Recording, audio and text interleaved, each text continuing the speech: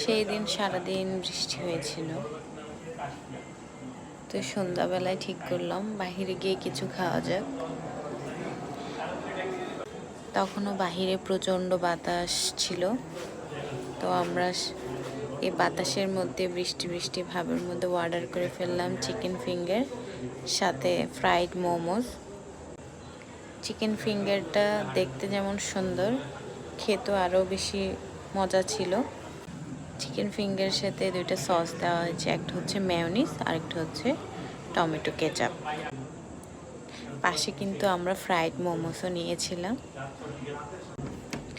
আমার কাছে ফ্রাইড মোমোসটা খেতে অনেক মজা লাগে, কিন্তু নর্মালি যে মোমোসটা হয় ওটা আমার কাছে এতটা ভালো লাগে না। আমি মোমোস এতটা পছন্দ করি না, কিন্তু এই ফ্রাইড মোমোসটা আমার কাছে অসম্ভব ভালো লাগে, যা বলার বাহিরে। সন্ধ্যার এই বাতাসটা উপভোগ করতে করতে আমরা আমাদের চিকেন ফিঙ্গার অ্যান্ড মোমোসটা খাচ্ছিলাম এবং খুব এনজয় করছিলাম আমরা। চিকেন ফিঙ্গারটা বাহিরের দিক থেকে খুব ক্রিস্পি ছিল, ভিতর থেকে আবার খুব সফট ছিল, খেতে অনেক ভালো লাগছিল।